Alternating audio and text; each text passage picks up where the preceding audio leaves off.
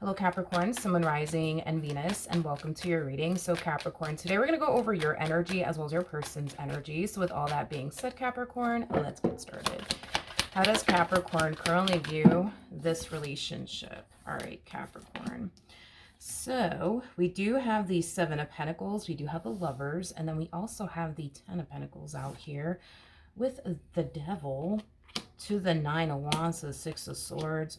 Okay. And then we also have the Ten of Swords out here. This feels like a love and hate relationship that you currently find yourself in. Every time you see the Devil to the Lovers, that right there just represents a love and hate relationship. I feel like there's a lot of things that you love about them and your relationship with them, and there's a lot of things that you really hate about them and your relationship with them.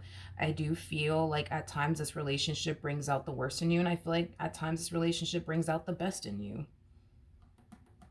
But even though this relationship at times brings out the worst in you, walking away from this person is something that you essentially considered in doing. I just feel like what prevents you from actually getting up and walking away has a lot to do with all the good that this person, this relationship brings into your life. Okay. So it's one of those things where it's like the bad doesn't outweigh the good and the good doesn't outweigh the bad. If the bad started to outweigh the good, that would have been a different story. You know what I mean? But let's look at them. How does this person currently view this relationship? So we do have the Page of Swords. We do have the Five of Swords. And then we also have the Three of Wands out here. You're definitely connecting with somebody who doesn't trust you as far as they can throw you. And I'm just being honest.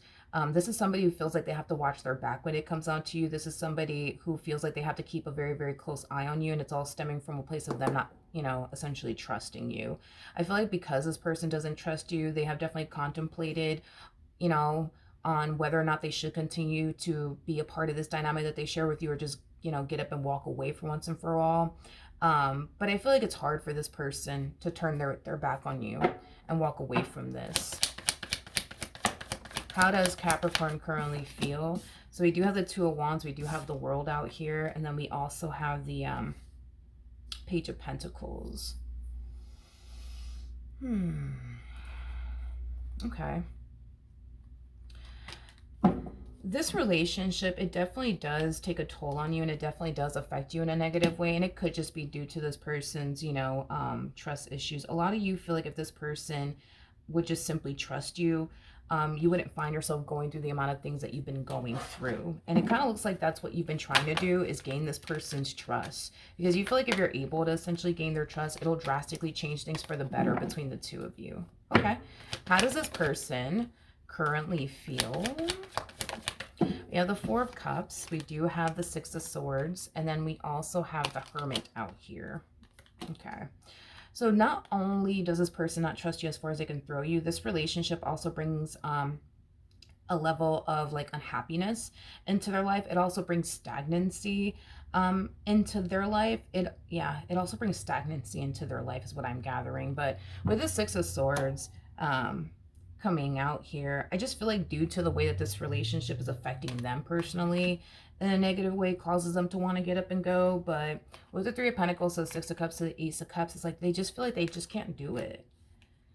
Like I can't walk away from them. I can't. I just can't. I just can't. They just can't. Okay. And it does have a lot to do with the love that they have for you. It does have a lot to do with the history that they have with you. It does. What actions? Okay, so we have the Queen of Wands. We do have the Tower. And then we also have the Nine of Swords out here. The bottom of the deck, we do have the Three of Cups. We do have the Chariot.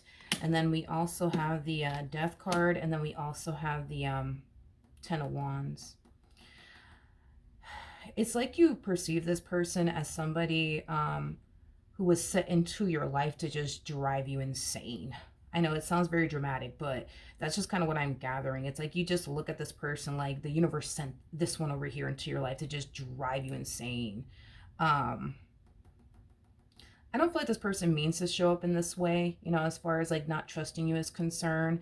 I just think that you're dealing with somebody who has been through a lot to the point where they don't put anything past absolutely anybody. Granted, it's not fair, you know, for you to pay for what other people have essentially put you through, but I don't get the impression that they mean to show up in this way, in other words, but I can see why you feel like this person was just sent into your life to just drive you borderline insane. Is this like, as much as you want things to be good here between the two of you, you know, a lot of you feel like this person just doesn't want things to be good between the two of you. Because in your eyes, it's like, well, if they wanted things to be good between the two of us, they would change, right? All right, what actions? Okay. Before I continue, let me put my phone on the charger. 1 second. Okay. So we have the Hierophant. We have the Eight of Cups. We got the King of Wands. And then we also have the Six of Wands out here. Okay. In regards to how this person plans on moving forward, I'm going to be very honest, okay? And this might be very shocking to hear, okay? Your happiness truly does bother this person's soul because they're not happy. The fact that this person sees you walking around happy within this dynamic, whenever you do find yourself walking around extremely happy within this dynamic, it truly does bother them, because this person basically feels like they're sitting in a marriage and a relationship that they share with you that brings them nothing but misery and stress and worry and concern. So the fact that you're walking around as happy as can possibly be, it really, really does bother them. Like, it really, really does bother them. And it causes them to basically feel like this is extremely unfair. It's like they're looking at you like, why do you get to be happy? Why do you get to be at peace? You know? Is basically what I'm gathering. Okay, so I am getting that a tower moment between the two of you is about to essentially occur, and this is the root of it, you know, is basically all of the things that I already mentioned. You know, if this person can't be happy, they'll want you to be happy. If this person can't be at peace mentally, they'll want you being at peace mentally, because in their head, it's like, none of this is fair. Why do they have to be the one to stress out? Why do they have to be the one to worry? Why do they have to be the one miserable and you just, you know, at peace? You know what I mean? And as happy as can essentially be. So get ready, because the tower is definitely coming. All right. So that is what I have for you. Hopefully the reading helped. Hopefully it resonated. And I will see you guys in your next reading. Bye.